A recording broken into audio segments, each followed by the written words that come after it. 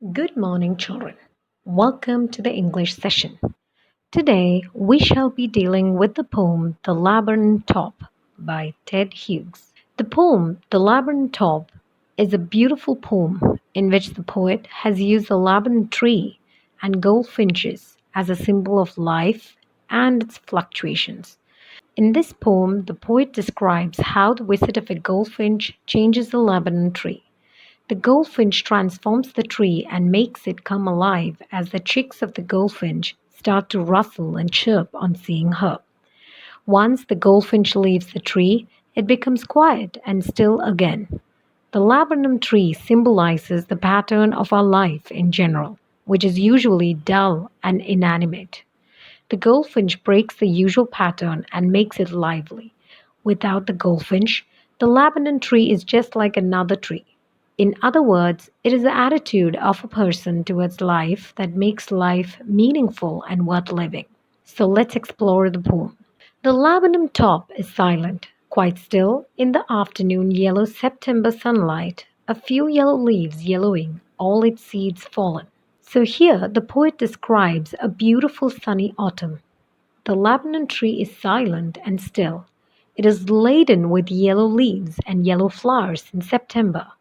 Its leaves have turned yellow because of the autumn season, and all its seeds have fallen.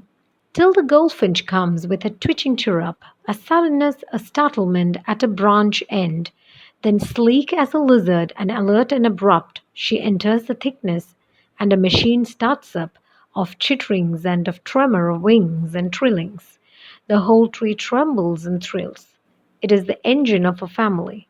She stokes it full, then flirts out to a branch end, showing her barred face identity mask. Just then, a goldfinch alights on the laburnum tree, making short, high pitched sounds. The goldfinch has her nest in the tree, and the chicks are resting in the nest.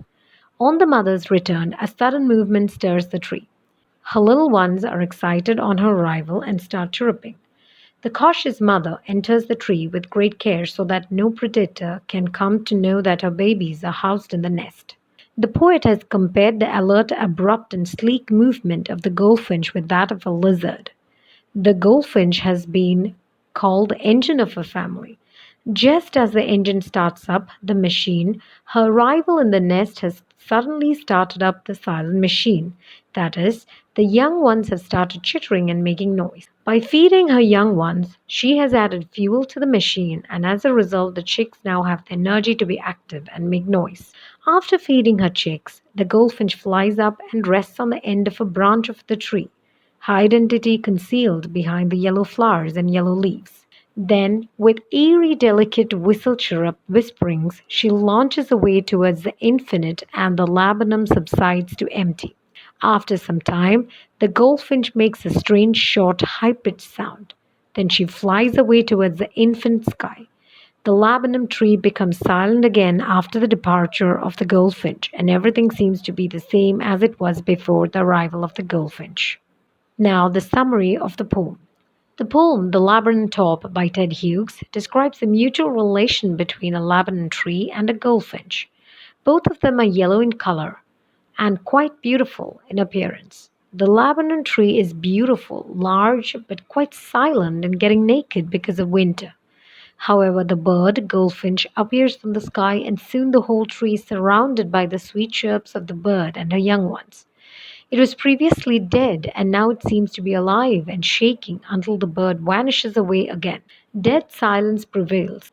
The poem has been divided into three stanzas. The first stanza describes the tree before the bird reaches it.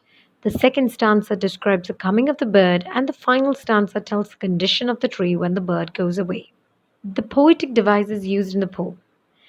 The poem has no particular rhyme scheme. It's written in free verse. The first poetic device is simile. An example of simile in this poem is sleek as a lizard. The bird is compared to a lizard. The second one is metaphor. Examples of metaphor in this poem are engine of a family, where engine represents the mother goldfinch, and machine, which represents the nest with its brood of bird chicks. The third poetic device used is alliteration. Examples of alliteration in this poem are September sunlight, A suddenness, a startlement. Here, sir sound is repeated. And tree trembles and thrills. Ter sound is repeated. Next is onomatopoeia. Examples of onomatopoeia in this poem are twitching chirrup, chitterings, trillings, and whistle chirrup. These are all sound words. The next one is transferred epithet. Here, her barred face identity mask is an example of transferred epithet in this poem. The flowers of the laburnum tree fall like bars, and when the bird sits behind the flowers, the shadow of the flowers on her face looks like she's wearing a mask that has bars on it. The last one is personification. An example of personification is whole tree trembles and thrills. The tree is personified over here. Thus, we have come to the end of the session. Thank you and have a nice day.